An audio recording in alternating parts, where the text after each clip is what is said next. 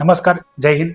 આજે Abraham Lincoln, જે અમેરિકાના 16મા રાષ્ટ્રપતિ છે, એના જીવન આધારિત એક હું તમને આત્મવિશ્વાસનું મહત્વ જીવનમાં શું હોય એ બાબત હું તમને જણાવવા માંગુ છું. ઉદાહરણ સાથે એની આરે બીજું પણ હું તમને ઉદાહરણ આપીશ ને તમારા જીવનમાં કઈ રીતે ઉપયોગી છે એ પણ ચર્ચા હું તમારી સાથે કરીશ. તો તમને ખ્યાલ જ હશે કે જે અબ્રાહમ લિંકન છે, જેનું કોન્ટ્રીબ્યુશન, જેનું પ્રદાન લોકશાહીમાં ખૂબ મોટું છે. બાળકોના દરેકના મોઢામાં જે લોકશાહીની વ્યાખ્યા છે એ આપવાવાળા અબ્રાહમ લિંકન હતા. પણ એનો પરિવાર ગરીબ હતો.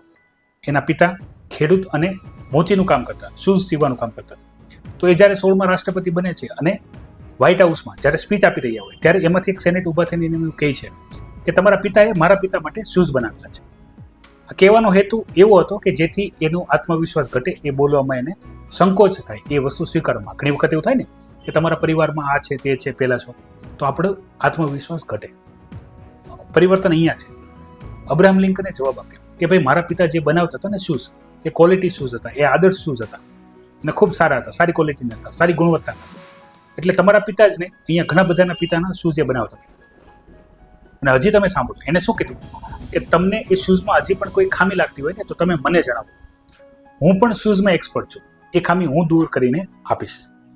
તો અહીંયા સમજવા જેવી બાબત છે. આની જગ્યાએ બીજા કોઈ હોત તો એ ઇમ્બેરેન્સ સાથે એનો આત્મવિશ્વાસ ઘટત કદાચ બની શકે, જે સ્પીચ આપી રહ્યા હોય એ પણ ના આપી શકે. આના લીધે જ એ કંઈક મહાન બન્યા. અબ્રાહમ લિંકનનું નામ અમર રહેશે હંમેશા.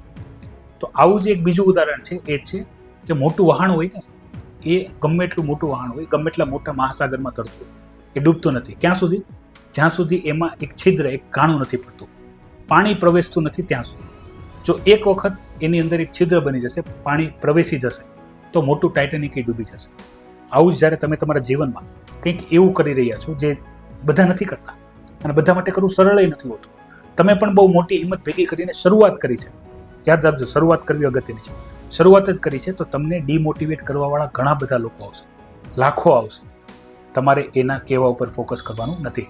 તમારે પાણી તમારા અંદર ઉતરવા દેવાનું નથી. તમારે તમારી મહેનત ચાલુ રાખવાની છે. લોકોનું કાંઈ નક્કી નથી. લોકો આજે તમે સફળ નથી તો કંઈક અલગ કહેશે, અને કાલે સફળ થશો તો અલગ કહેશે. એના એ વ્યક્તિ જે તમને એવું કહેતા હશે તારાથી નહીં થઈ શકે, એ જે તમને કહેવા આવશે, મને ખબર જ હતી તારાથી થઈ જ શકશે, પણ હું તને દિશા નિર્દેશ કરવાનું કામ કરતો. તો આ ખૂબ ઉપયોગી ઉદાહરણ છે અબ્રાહમ લિંકનનું. આવી પણ ઘણી બધી સ્ટોરી છે. જો તમે જાણવા માંગતા હોય તો પણ કમેન્ટ કરજો. તો આવી ઘણી બધી મોટિવેશન સ્ટોરી હશે તો એ હું તમને બહુ ટૂંકમાં જણાવવા ટ્રાય કરીશ, જે તમને જીવનમાં ઘણી ઉપયોગી થશે અને તમને મોટિવેશન પ્રદાન કરશે. જય હિન્દ.